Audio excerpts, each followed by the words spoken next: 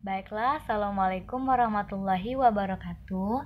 Saya Alia Masito dari kelompok 4 akan menjelaskan struktur dari mitokondria dan enzim yang terdapat pada beberapa struktur mitokondria ini. Sebelumnya saya akan menjelaskan apa itu mitokondria. Mitokondria adalah organel sel yang diselimuti oleh membran dan ditemukan di dalam sel eukariotik. Seperti yang kita ketahui, fungsi utama dari mitokondria adalah sebagai tempat respirasi sel. Selain itu, mitokondria juga berfungsi sebagai metabolisme asam lemak, biosintesis pirimidina, hemostasis kalsium, transduksi sinyal seluler, sebagai penghasil energi, dan juga sebagai tempat memproduksi ATP atau adenosin trifosfat yang didapat melalui proses fosforilasi oksidatif. Nah, kita lanjut pada bagian mitokondria. Yang pertama itu adalah ribosom. Ribosom merupakan organel sel yang dibangun di dalam nukleus yang berfungsi sebagai tempat sintesis protein. Nah, bagian yang kedua adalah membran luar. Membran luar terdiri dari protein dan lipid dengan perbandingan yang sama, serta mengandung protein porin yang menyebabkan membran bersifat permeabel. Artinya, cairan dari luar dapat masuk ke dalam membran luar dengan mudah karena sifat dari membran luar yang bersifat permeabel. Lanjut, pada bagian yang ketiga adalah membran dalam. Membran dalam merupakan bagian yang kurang permeabel. Artinya, pada membran dalam ini cairan agak susah masuk karena sifatnya yang kurang permeabel, yang dibandingkan dengan membran luar yang bersifat permeabel, yang terdiri dari 20% lipid dan 80% protein. Membran dalam ini merupakan tempat utama pembentukan ATP atau adenosin trifosfat. Yang keempat yaitu adalah krista. Krista merupakan perlipatan membran dalam mitokondria yang merupakan tempat rantai transport elektron dan enzim-enzim yang mengkatalisis sintesis ATP atau adenosin trifosfat. Yang kelima yaitu ruang antar membran. Ruang antar membran merupakan tempat berlangsungnya siklus Krebs, reaksi oksidasi asam amino, dan reaksi beta oksidasi asam lemak. Yang keenam yaitu matriks. Matriks berisi cairan seperti gel yang diliputi selaput yang mengandung sejumlah enzim siklus Krebs, garam, dan air. Di dalam matriks juga terdapat materi genetik yang dikenal dengan DNA mitokondria atau mtDNA, ribosom, ATP, ADP, fosfat ion organik, serta ion-ion seperti magnesium, kalsium, dan kalium. Dan yang terakhir adalah DNA. DNA mitokondria tidak sama dengan DNA nukleus yang berbentuk linear, sedangkan pada DNA mitokondria berbentuk lingkaran. Sebagian besar DNA mitokondria membangun gen yang berfungsi dalam proses respirasi sel. Selanjutnya, saya akan menjelaskan apa saja enzim yang terdapat pada beberapa struktur dari mitokondria ini. Baiklah, selanjutnya kita akan membahas tentang enzim yang terdapat pada beberapa struktur di dalam mitokondria. Yang pertama itu membran luar, yang di dalamnya terdapat enzim monoamin oksidase, enzim tiokinase asam lemak, enzim kinurenin hidrokinase, dan enzim sitokrom C reduktase.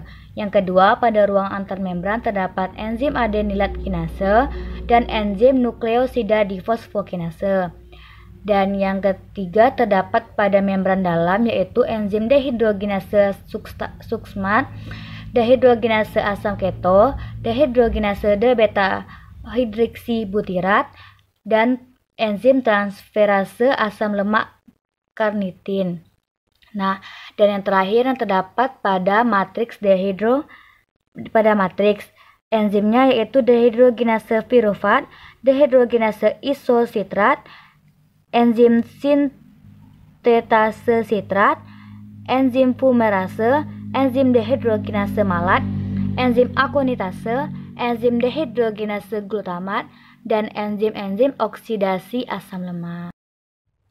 Baiklah, sekian penjelasan dari saya tentang struktur dari mitokondria dan beberapa enzim yang terdapat di dalam struktur mitokondria tersebut.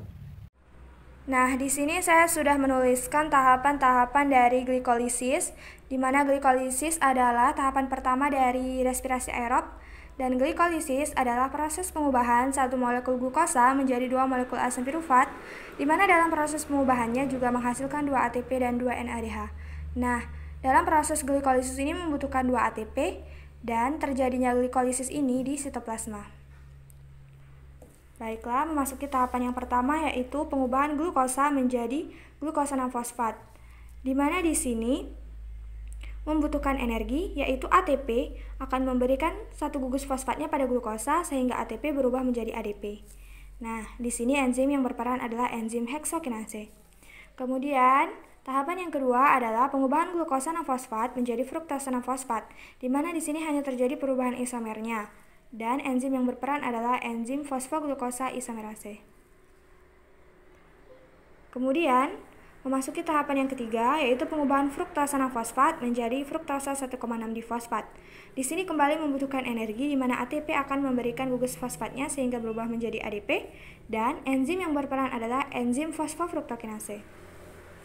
Kemudian, memasuki tahapan yang keempat yaitu pengubahan fruktosa 1,6-difosfat menjadi gliseraldehida 3-fosfat dan dihidroksi aseton fosfat, di mana di sini dibantu oleh enzim aldolase.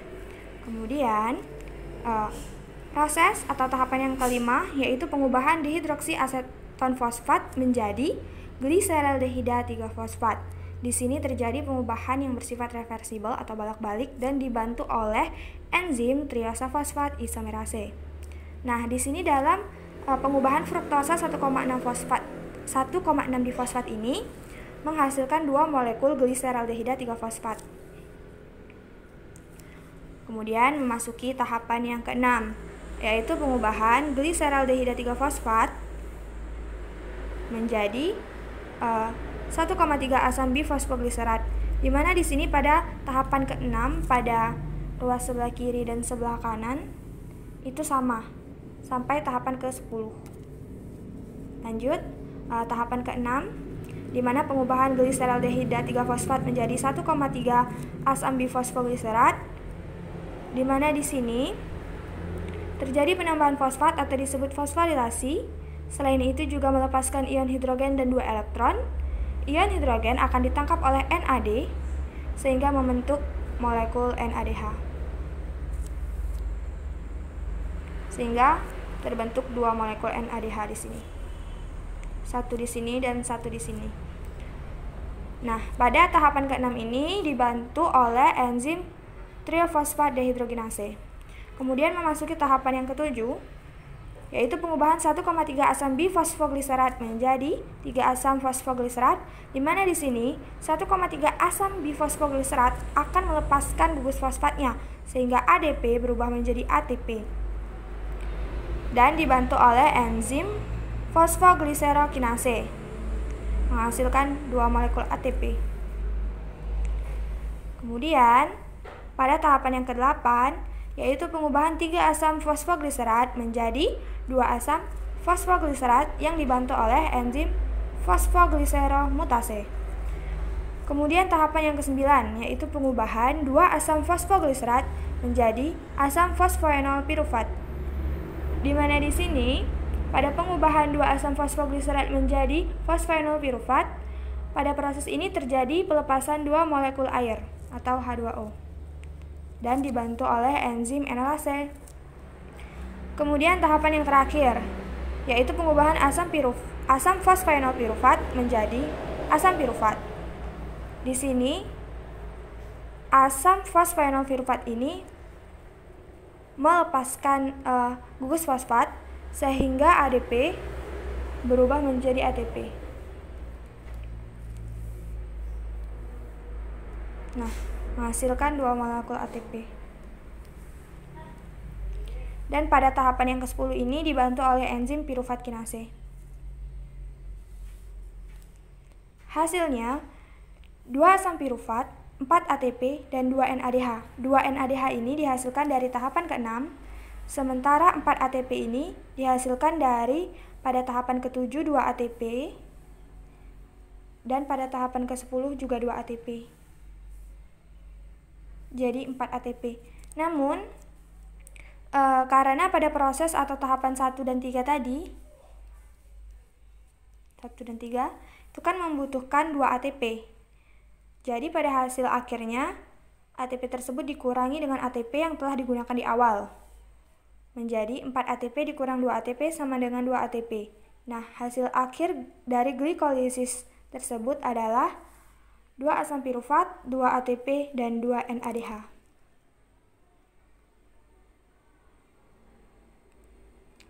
Selanjutnya, saya akan menjelaskan tentang dekarboksilasi oksidatif. Nah, selanjutnya adalah tahapan dekarboksilasi oksidatif, di mana di sini terjadi di matriks mitokondria.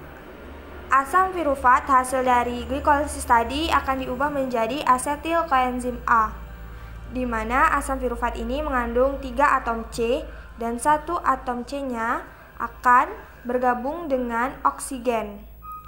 Jika tersedia oksigen di dalam sel, akan terjadilah dekarboksilasi oksidatif atau disebut juga dengan oksidasi pirufat.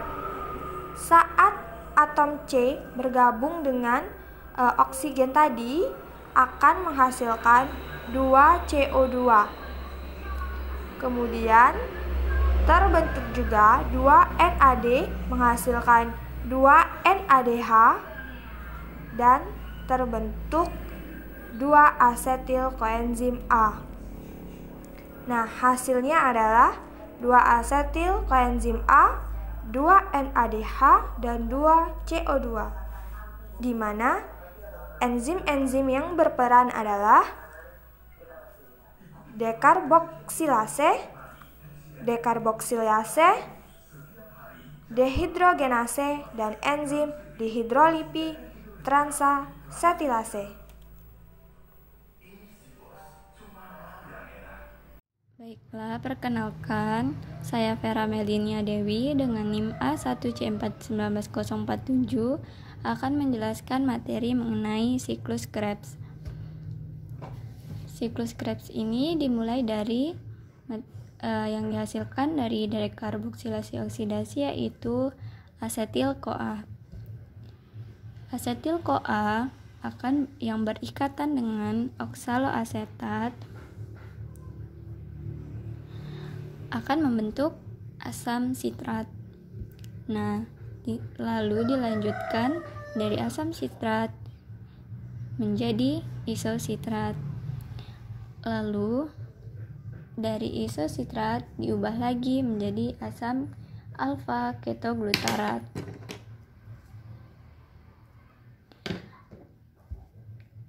Pada saat pembentukan alfa ketoglutarat ini dikeluarkan, yaitu CO2.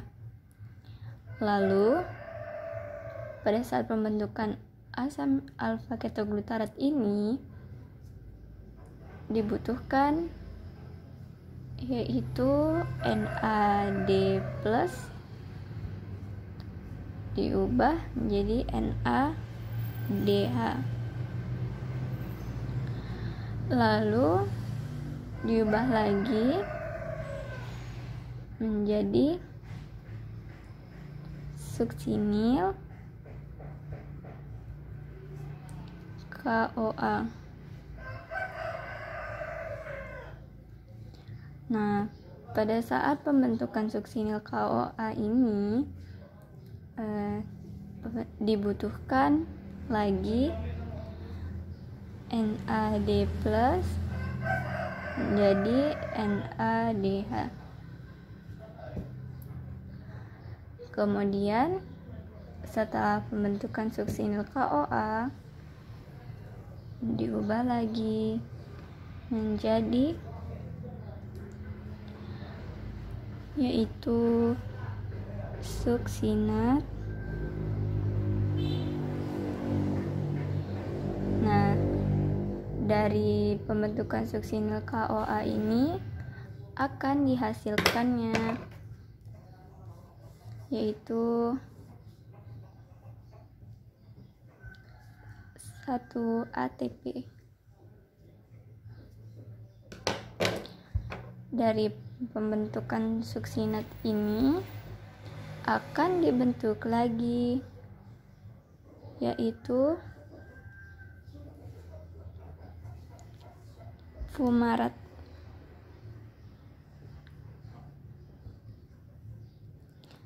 Nah, pada pembentukan fumarat ini akan terbentuk FAD yang akan diubah menjadi FADH. Lalu dari pembentukan fumarat dibentuk lagi yaitu malat. Nah, di sini pada saat pembentukan malat ini membutuhkan H2O. Lalu yang terakhir yaitu maka akan terbentuklah oksaloasetat. Nah, di oksaloasetat ini akan terbentuk lagi NAD yang akan diubah menjadi NADH. Nah, ini pada siklus Krebs ini output yang akan dihasilkan yaitu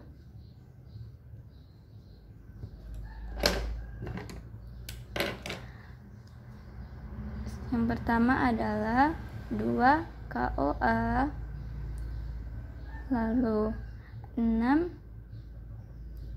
NADH, lalu 2 FAD, lalu 2 ATP, lalu 2 CO2. Sekian dari pembentukan suksinil KOA ini akan dihasilkannya yaitu 1 ATP.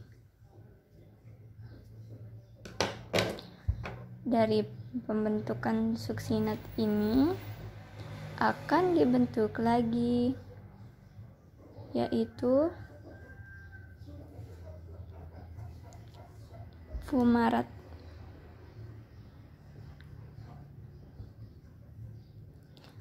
Nah, pada pembentukan fumarat ini akan terbentuk FAD yang akan diubah menjadi FADH. Lalu dari pembentukan fumarat dibentuk lagi yaitu malat.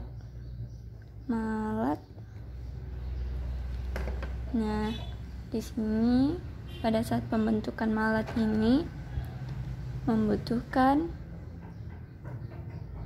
H2O. Lalu yang terakhir yaitu maka akan terbentuklah oksaloasetat.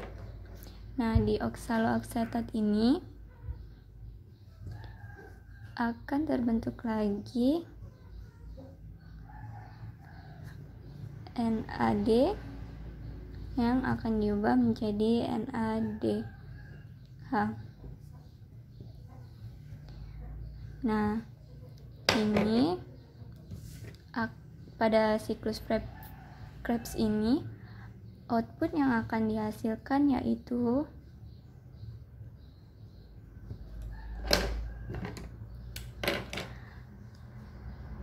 yang pertama adalah 2-KOA, lalu 6-NADH, lalu 2-FAD,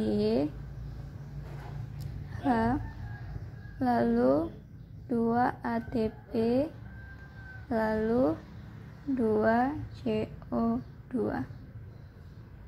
Sekian. Baiklah, selanjutnya saya akan menjelaskan mengenai transport elektron, di mana transport elektron adalah proses terakhir dari respirasi aerob terjadinya di mitokondria dan akan dihasilkan ATP dari NADH dan FADH2 hasil dari glikolisis, dekarboksilasi, dan siklus Krebs. Nah, di sini sudah terdapat siklus transport elektron, yaitu di sini terdapat 4 kompleks multiprotein, yang mana 4 kompleks multiproteinnya itu, nah ini adalah kompleks protein 1, ini kompleks protein 2, ini kompleks protein 3, dan ini kompleks protein 4. Nah, di kompleks protein 1 ini terdapat FES atau protein besi sulfur, FMN atau flamin mononukleotida, ini adalah ubiquinon, dan ini adalah protein besi sulfur dan FAD. Yang kompleks ketiga ada sitokrom Cl, protein besi sulfur, sitokrom B, sitokrom C, sitokrom A, dan sitokrom A3 di kompleks yang keempat. Nah, di sini prosesnya yaitu molekul FADH akan melepaskan elektronnya dan ditangkap oleh kompleks protein 2, yang mana di sini merupakan kompleks protein 2 FADH2 jadi FAD. Lalu elektron akan meninggalkan ubiquinon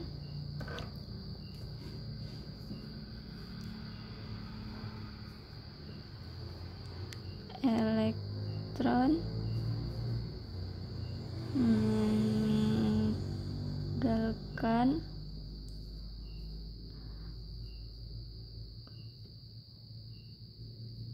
ubiquinon. Lalu tahap selanjutnya elektron akan meninggalkan ubiquinon dan menuju kompleks protein 3. Kompleks protein 3 sitokrom C dan kompleks protein keempat. Lalu saat elektron tersebut melewati kompleks protein 3 dan 4 masing-masing menyebabkan keluarnya H+. masing-masing menyebabkan keluarnya H+. Keluarnya H+, plus.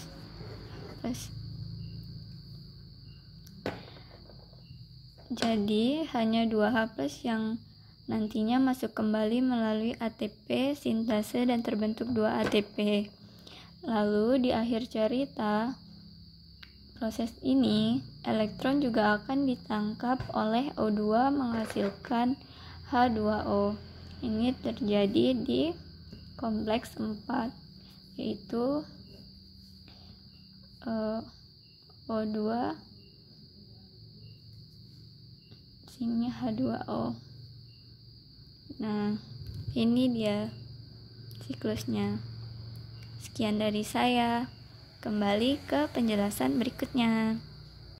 Saya Tamrin Simamora dengan NIM A1C4-19046. Di sini saya akan menjelaskan perbedaan DNA mitokondria dan DNA inti.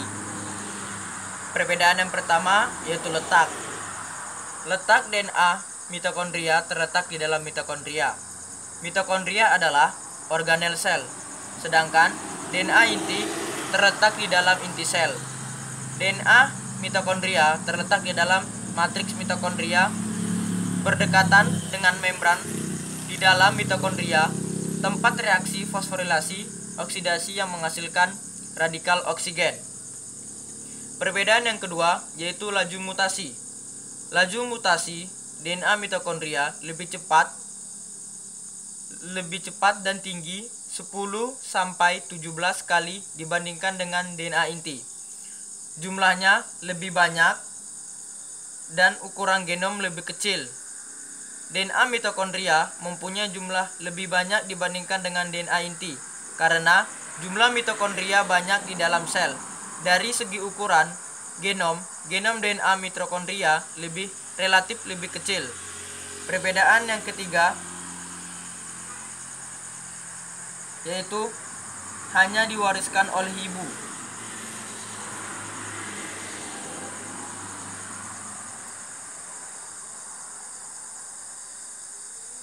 DNA mitokondria diwariskan hanya dari ibu, sedangkan DNA inti diwariskan dari kedua orang tua, yaitu DNA ayah dan ibu. Pada saat pembuahan sel sperma hanya berfungsi materi DNA saja, sedangkan bagian-bagian sel sperma lain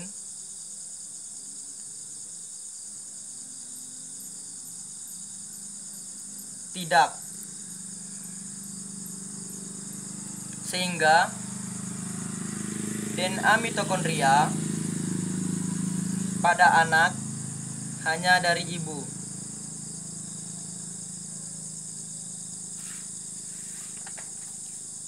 Perbedaan yang keempat yaitu bentuknya lingkaran dan sirkuler,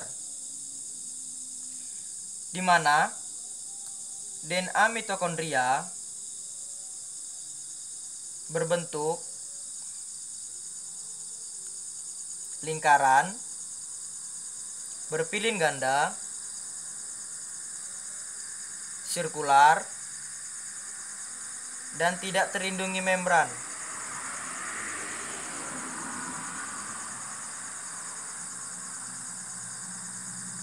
Sedangkan DNA inti berbentuk panjang, tidak sirkuler, dan double helix. Pada saat akan pembelahan,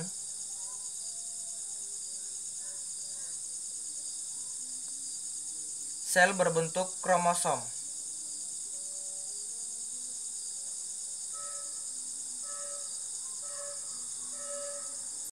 Perbedaan yang kelima yaitu haploid, di mana